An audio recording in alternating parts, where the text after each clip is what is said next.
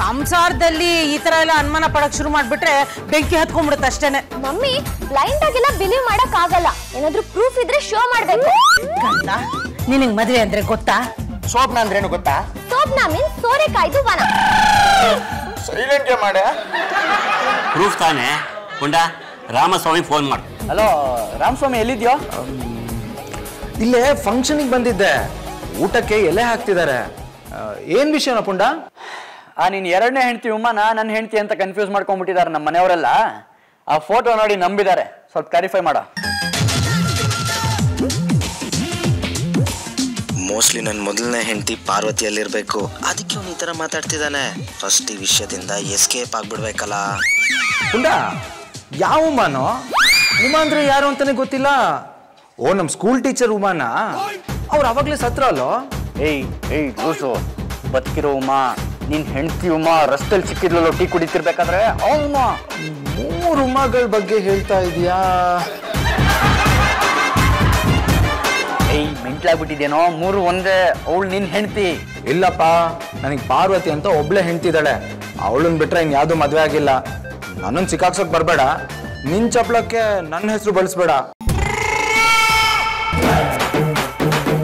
ರಾಮಸ್ವಾಮಿ, ಯಾಕೋ ನಂಗೆ ಹಿಂಗ್ ಕೈ ಕೊಡ್ತಿದ್ಯಾ ನೀನು?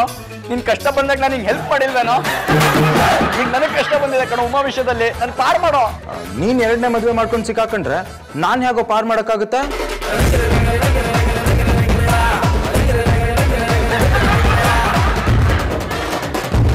ಮೊದಲೇ ಹೆಂಡತಿ ಕಾಲಿಗೆ ಬಿದ್ದು ತಪ್ಪಾಯ್ತು ಅಂತ ಕೇಳ್ಕೊಬಿಡು. ಇಡ್ಲ ಫೋನು. ಊಟಕ್ಕೆ ಎಲೆ ಹಾಕಿದ್ದಾರೆ. ತೊವೆ ಮೇಲೆ ತುಪ್ಪ ಬಿತ್ತು. ಇಡ್ಲ ಫೋನು. ಬಾಯ್ ಬಾಯ್. ರಾಮಸ್ವಾಮಿ,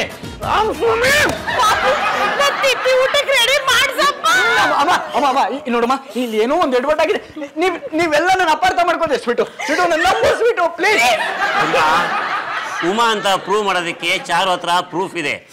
2ನೇ ಹೆಂಡತಿ ಅಲ್ಲ ಅಂತ ಪ್ರೂವ್ ಮಾಡು, ಅವಾಗ ಎಲ್ರು ನಂಬ್ತಾರೆ. ಆಯ್ತಪ್ಪ, ನೀವೆಲ್ಲ ವೆಯ್ಟ್ ಮಾಡಿ, ನಾನು ಪ್ರೂವ್ ಮಾಡ್ತೀನಿ. ನೀವೇ ನಂಗೆ ಕಾಪಾಡಬೇಕು. ಯಾಕೆ ಸರಬಡ ಅಂತ ಹೋಗ್ತಾರೆ? ಏನಾಗುತ್ತೆ ನೋಡ್ಕೊಂಡ್ಬರ್ತೀನಿ.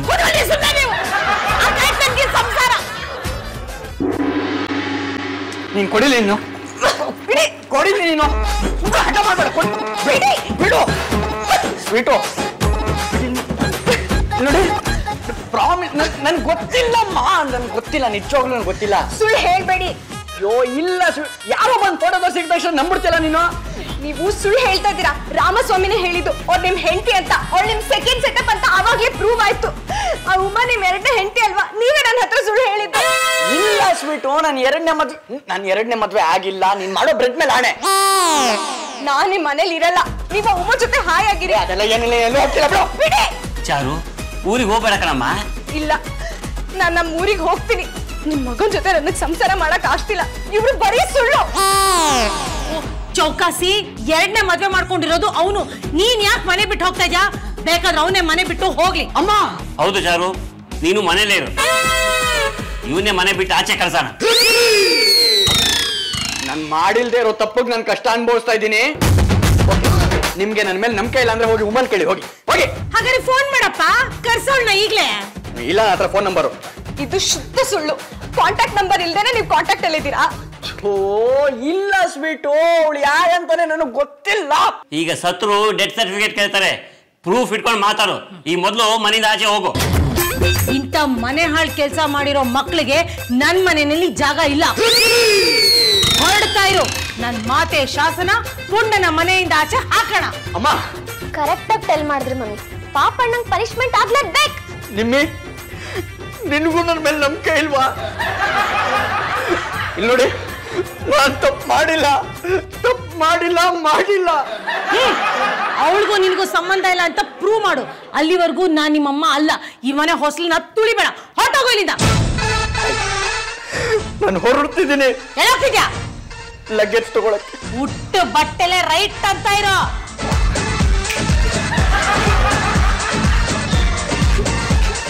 ಚೌಕಸಿ ಸುಮ್ಮನೆ ರೈತ. ನಿಮ್ಮಿ, ಪಾಪಣ್ಣ ನಿನ್ನೆ ರಾತ್ರಿಯಿಂದ ಕೆಳಗಡೆನೆ ಇದ್ದಾನೆ. ಪಾಪಣ್ಣನ ಸಿಚುಯೇಷನ್ ಸಿ ಮಾಡಿದ್ರೆ ಪಾಪ ಅನ್ಸುತ್ತೆ. ಒಳ್ಳೆ ಬ್ರೆಡ್ ಈಟ್ ಮಾಡದೇ ಇರೋ ಡಾಗ್ ತರ ಕಾಣಿಸ್ತಾನೆ. ಹ್ಞೂ, ನಮಗ್ ಬೇಕಾದಾಗೆಲ್ಲ ಪಾನಿಪುರಿ ತಿನ್ನಿಸ್ತಿದ್ದ ಅಲ್ವಾ? ಕರೆಕ್ಟ್ ಕಣೋ ಶ್ರೀಹರಿ. ಅಟ್ಲೀಸ್ಟ್ ಪಾನಿಪುರಿ ಈಟ್ ಮಾಡಕ್ಕೆ ಮನಿ ಆದ್ರೂ ಗಿವ್ ಮಾಡ್ತಿದ್ದ. ಅವನಿಗೆ ನಾವು ಬ್ರೆಡ್ ಗಿವ್ ಮಾಡೋಣ. ಸೊ ಅಲ್ಲಿಗೆ ಬ್ಯಾಲೆನ್ಸ್ ಆಗ್ಬಿಡುತ್ತೆ. ಮಾಡೋಣ ಪಕ್ಕನ.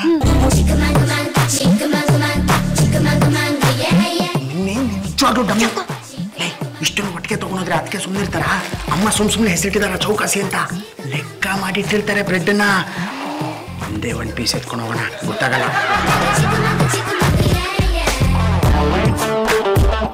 ನನ್ನವರು ಯಾರೂ ಇಲ್ಲ, ಯಾರಿಗೆ ಯಾರೂ. ಪಾಪಣ್ಣ ನಿಂಗೆ ಹಂಗ್ರಿ ಆಗ್ತಿದೆ ಅಂತ ಗೊತ್ತು. ಸದ್ಯಕ್ಕೆ ಬ್ರೆಡ್ನ ಈಟ್ ಮಾಡು. Thank you Nimmi. ಒಂದ್ ಸ್ಲೈಸ್ ಬ್ರೆಡ್ ಅದು ತಗೊಂಬದಿಲ್ಲ, ಹೊಟ್ಟೆ ತುಂಬಾ ಬೇಡ ಕಣು ಪಾಪಣ್ಣ, ಸಮಾಧಾನ ಮಾಡ್ಕೊ. ಈಗ ಅರ್ಧ ತಿಂದು ಮಧ್ಯಾಹ್ನಕ್ಕೆ ಅರ್ಧ ಇಟ್ಕೋ ಆಯ್ತಾ? ಒಂದೇ ಒಂದ್ ಸ್ಲೈಸ್ ತೊರೆದು ಇದನ್ನೇ ಕತ್ಕೊಂಡ್ ಬಂದಿದ್ದು.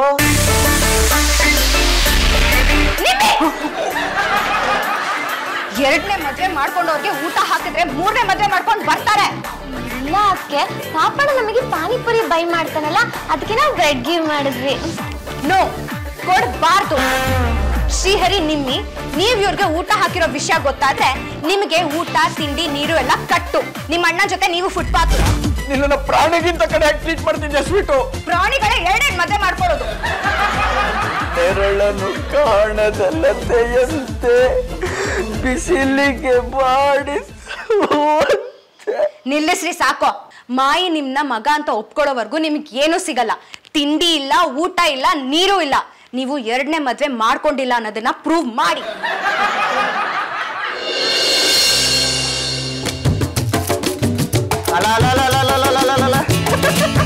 ಅಲ್ಲಪ್ಪ, ನಿನ್ನೆ ಮನಿ ರಿಪೇರಿ ಮಾಡಕಂತ ಹೊರಕ್ ಬಂದಿದ್ದಿ, ಇವತ್ತೇನು ಹೊರಕ್ ಬಂದಿರೋದು ವಿಶೇಷ? ಯಾಕಪ್ಪ ನಿನಗೆ ಗೊತ್ತಿಲ್ಲಪ್ಪ ನನ್ನ ಮನೆಯಿಂದ ಆಚೆ ಹಾಕಿರೋದು? ಯಾಕೋ ಈ ಖಾಲಿ ಹೊಟ್ಟೆನ ಉರಿಸ್ತೀಯಾ? ಕೂಳ್ ಹಾಕ್ದಾನ ಮನೆಯಿಂದ ಹೊರಗೆ ಹಾಕ್ಬಿಟ್ರೇನ್ರಿ? ಊಟ ತಿಂಡಿ ನೀರು ಏನೂ ಇಲ್ಲ, ಎಲ್ಲ ನಾನು ಹೋಗ ನಿನ್ನ ಮಂಜಾಳಾಗ. ಎಂತ ಟೈಮ್ ನೋಡಿದು ಮನೆಗೆ ಎರಡೇ ಎರಡು ರೊಟ್ಟಿ ಉಳಿದು ನಾಯಿಗೆ ಹಾಕೋನು ತಗೊಂಡು ಹೊಂಟಿದ್ದೆ. ಅದಾ ಟೈಮಿಗೆ ನೀ ಸಿಕ್ಬಿಟ್ಟಿ ನೋಡಿ. ತಗೋ ರೊಟ್ಟಿ ತಿನ್ನು. ನಾಯಿ ತಿನ್ನೋ ರೊಟ್ಟಿ ನನಗೆ ಹಾಕ್ತಿದ್ಯಾ? ತಲೆ ಮೇಲೆ ಕುಕ್ಲ. ಅಯ್ಯ, ಅವ್ರ ರೊಟ್ಟಿ ಎಲ್ರಿ ತಿಂತಾರ? ಅವ್ರಿಗೆ ಬ್ರೆಡ್ ಅಂದ್ರೆ ಬಹಳ ಇಷ್ಟ. ಬ್ರೆಡ್ ತಂದ್ಕೊಡು.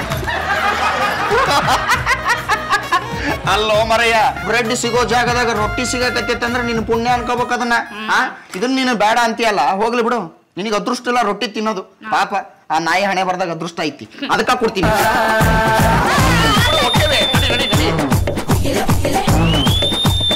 ಹುಲಿ ಹಳ್ಳಕ್ ಬಿದ್ರೆ ಆಳ್ಗೊಂದ್ ಕಲ್ಲು.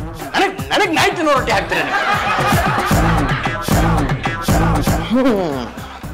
ಪಾಪಣ್ಣ, ನೀನ್ ನೋಡ್ತಾ ಇದ್ರೆ ಯಾಕೋ ಕರುಳು ಕಿತ್ಕೊಂಡ್ ಬರುತ್ತೆ ಕಣೋ. ಇಲ್ಲೇನೋ ನಡೀತಿದೆ. ಈಗ ನಾನು ದಯ ಆಯ್ತಾ ನಿನ್ಗೆ? ಏನವಾಗ ಬುದ್ಧಿ ಎಲ್ಲೋಗಿತ್ತು ನಿಂದು? ಏನ್ ಲದ್ದಿ ತುಂಬ್ಕೊಂಡಿದ್ಯಾ ನೀನು? ಎಲ್ರ ಜೊತೆ ಸೇರ್ಕೊಂಡು ನಾನು ಆಚೆ ಹಾಕ್ದೆ? ಏನು ಪಾಪ ಇಲ್ಲಿ ಒಬ್ನೇ ಬಿದ್ದಿದ್ಯಾ ಅಂತ ಕೇಳಕ್ ಬಂದ್ರೆ ನನ್ ಮೇಲೆ ಹೇಗಾಡ್ತೀಯ? ಹೋಗ್ತೀನಿ ನಾನು, ಹೋಗ. ಹೋಗ್ತೀನಿ, ಹೋಗ. ಹೋಗ್ತೀನಿ, ಹೋಗ. ಏನ್ ಮ್ಯಾಟ್ರು ಕರೆಕ್ಟ್ ಆಗಿ ಹೇಳು. ಏನಾದ್ರು ಐಡಿಯಾ ಮಾಡಿ ಸಾಲ್ವ್ ಮಾಡ್ತೀನಿ. ಶ್ರೀಯರೇ, ನಾನು ಅಲ್ಲಿ ಟೀ ಕುಡಿತಿದ್ನಾ?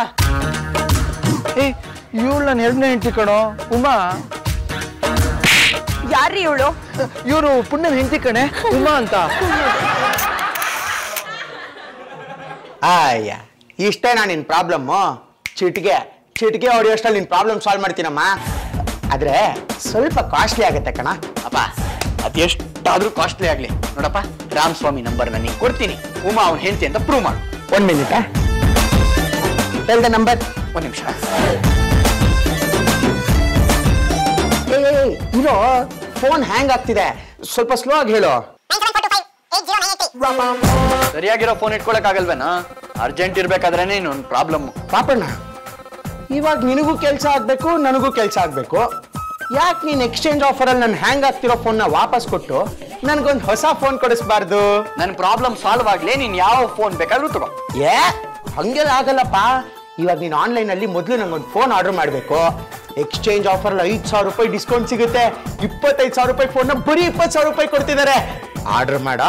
ನೀನ್ ಇಮಿಡಿಯೇಟ್ ಆಗಿ ಫೋನ್ ಆರ್ಡರ್ ಮಾಡ್ಬಿಟ್ರೆ ನಾನು ಇಮಿಡಿಯೇಟ್ ಆಗಿ ನಿನ್ ಪ್ರಾಬ್ಲಮ್ ಸಾಲ್ವ್ ಮಾಡ್ಬಿಡ್ತೀನಿ. ಅಷ್ಟೇ ತಾನೆ? ತಗೋ, ನೀನೇ ಆರ್ಡರ್ ಮಾಡ್ಕೊ. ಥ್ಯಾಂಕ್ ಯು ಕಣ. ನಾಳೆ ನನ್ನ ಪ್ರಾಬ್ಲಮ್ ಸಾಲ್ವ್ ಆಗಿಲ್ಲ ಅಂದ್ರೆ ನೋ ಆ ಫೋನ್ ನನ್ನ ಕೈಗೆ ಬರೋದ್ರೊಳಗೆ ನಿನ್ ಪ್ರಾಬ್ಲಮ್ ಸಾಲ್ವ್ ಆಗುತ್ತೆ.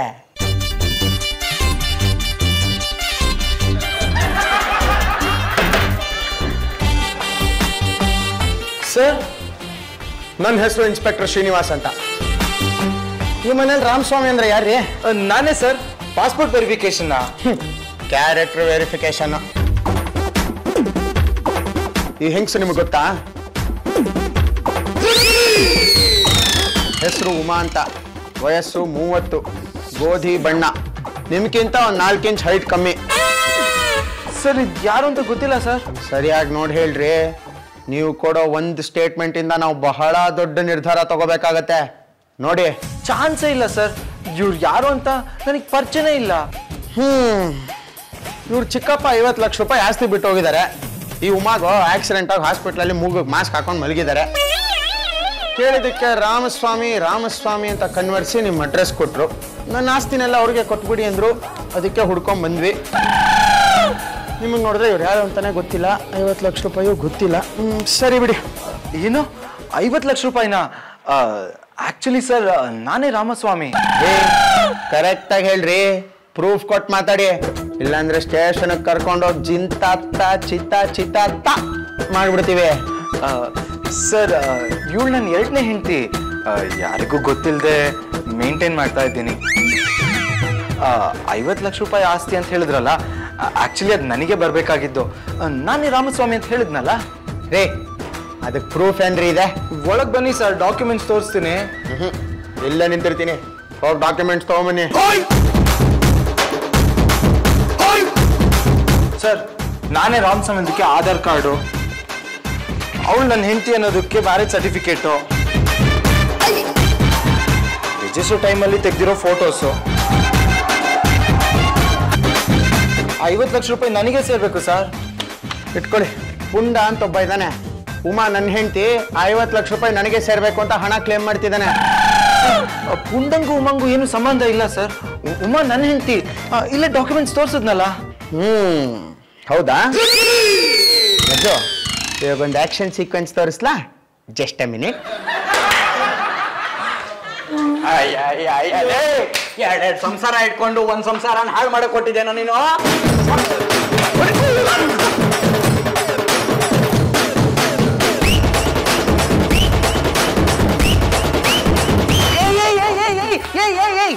ಸ್ಟಾಪ್. ಇಲ್ಲ ನೀವೇ ಕೊಟ್ಬಿಟ್ರೆ ಉಮಾ ಅವರು ಒಂಚೂರು ಕೊಡ್ಬೇಕಲ್ವಾ? ರಜು, ಆಕ್ಷನ್ ಸೀಕ್ವೆನ್ಸ್ ಪಾರ್ಟ್ 2 ತೋರಿಸ್ಲಾ?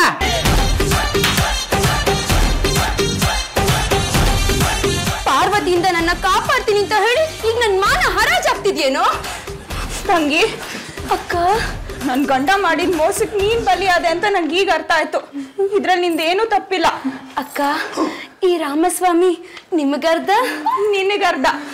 ಏಟ್ಗಳು ಅಷ್ಟೇ. ನಿನಗರ್ಧ ನಿಮಗರ್ಧ.